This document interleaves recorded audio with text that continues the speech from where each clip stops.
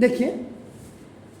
ये आपके एनसीईआरटी की जो टेक्स्ट बुक एक्सरसाइज है, द टेक्स्ट बुक एक्सरसाइज 1.5 आप कह रहे हैं, ओके ठीक है फाइन। अब आप इसमें लिखा फाइन, यानी कि फाइन का मतलब after the calculation, the proper calculation you have to reach to the destination, that destination is your result. आपका आंसर क्या आएगा वो है। अब इसका जैसे सॉल्यूशन नंबर 1 का आपने 1 किया, देखो आपका 64 की पावर 1। इस पावर को भी देखिएगा, सबसे पहले इस पावर को देखिए, इस पावर को, यानी कि ये 1/2 है, तो ये जो अंदर का मटेरियल है ना ये 2 की पावर में बनना चाहिए, जिसकी पावर 2 की पावर का मतलब जिसकी पावर 2 होगी, और तभी आप जो थर्ड फॉर्मूला लगाएंगे तो 2 से 1/2 कटेगा तो आपका आंसर आएगा। अब जैसे आपको यहाँ क्या मैंने क्या बोला था, जैसे देखो 8 जा 64, इसको आप क्या लिखते हैं 8 की power 2 is equal to, this is called expanded form. देखो ये एक्सपेंडेड फॉर्म है, और देखो this is your power form. इसका मतलब इसको आप पहले एक्सपेंडेड फॉर्म में कन्वर्ट करो and then expanded form is converted into the power form। तो देखो अब जैसे आपने क्या किया, इसको 8 into 8 की पावर 1/2 कर दिया। वैसे टीचर्स ने आपके यहाँ नहीं किया होगा, दैट आई एम श्योर 101%। उन्होंने व्हाट दे हैव डन, उन्होंने इसको 8 की पावर 2 की पावर 1/2 रखा। अब यहाँ पे आप लिखेंगे थर्ड एक्सपोनेंट लॉ, और जरा आप अपने उसमें देखिएगा क्या है, x की पावर m की whole power n, then the powers are multiplied to each other. ये थर्ड इधर चला दो, इसका मतलब 8 की power 2 into 1/2, power as a power, so they are multiplied to each other.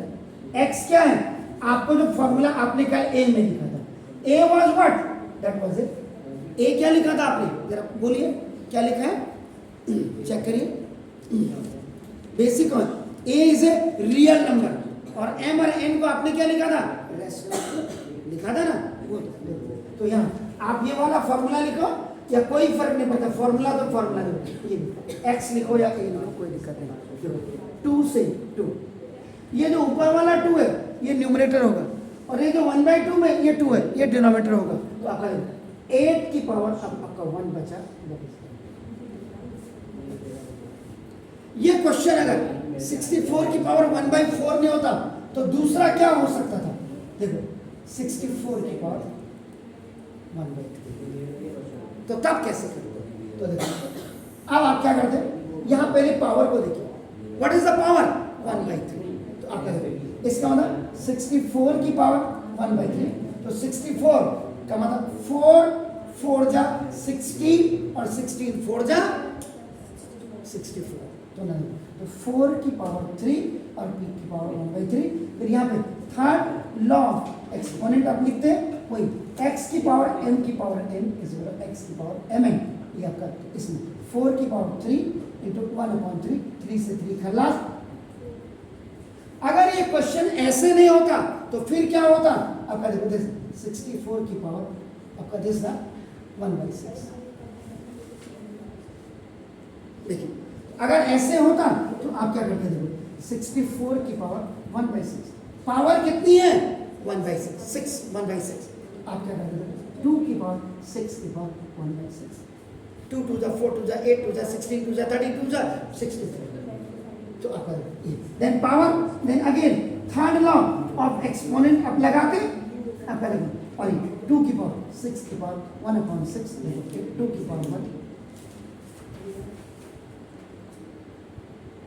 आपको now you have to confirm इसके बेस क्वेश्चंस, इसके लिए एक तो आपका नाम स्क्वायरिंग आप याद कर लो, बार बार कह रहा हूँ 30 तक की स्क्वायरिंग, 30 तक की क्यूबिंग और 30 तक की मल्टीपल टेबल आप एक हफ्ते का टाइम ले लो, कोई दिक्कत नहीं है।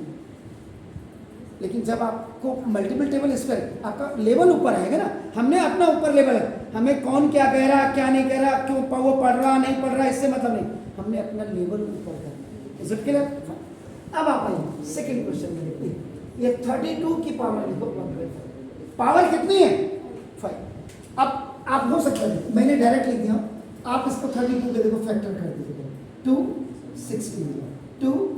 8 2 4 2 2 तो how many times this 2 is coming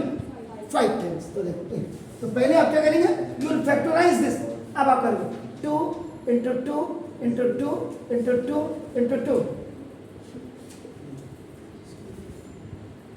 then it will be converted this expanded form. This is the expanded form. Now you will convert it into ये अब आपका पावर फॉर्म में आप लिखेंगे इंडाइसिस फॉर्म में आप लिखेंगे आपका और एक्सपोनेंट फॉर्म पे आप लिखेंगे तो देखो 2 की पावर 5 की पावर आप करेंगे और विद एवरी क्वेश्चन इधर यहाँ सारे क्वेश्चंस में आप यहाँ पे बिल्कुल लिखेंगे थर्ड लॉ ऑफ एक्सपोनेंट ये बिल्कुल और फॉर्मूला लिखेंगे आप ऐसा नहीं कि और उसके बाद ये पावर है जो power they are multiply to each other करें अब 2 की पावर 5 की पावर 1/5 ये खल्लास 2 की पावर 1 फिर आप देख थर्ड क्वेश्चन आपका देखिए आपका 125 की पावर आपका 1 sorry how much the power is 1/3 so this power will be converted into power 3 आपका देखिए 5 की पावर 3 ऐसे इसको ऐसे भी लिख सकते हैं आपका देखिए क्योंकि 125 के फैक्टराइज किए 525 से एंड 5 1 तभी मैंने कहा था क्यूब 30 तक याद कर लो स्क्वायर बिल्कुल ठीक तो देखो अब आपका आगे मैंने डायरेक्ट जैसे आपके स्कूल टीचर एक्सपेंडेड नहीं लिखते डायरेक्ट मैंने लिख दिया लेकिन आप यहाँ पे आपका नाम थर्ड एक्सपोनेंट लॉ जरूर लिखेंगे जब आप बार बार लिखेंगे ना प्रैक्टिस करेंगे आपको ये याद होने लग जाएंगे नहीं तो फिर क्या लगाऊं क्या करूं तो दिस अब याद करें 5 की पावर 3 ये 1/3 खल्लास 5 की पावर 1 आंसर काम आपका साफ होना चाहिए ये याद रखिएगा जूठे बर्तन में अगर कोई आपको खाना खिलाएगा तो कैसे होगा अगर आप कोई चीज़ नहीं लिखते तो मुझे लगता है कि किसी ने आपके सामने जूठन परोस दी तो question should be very much please do it fine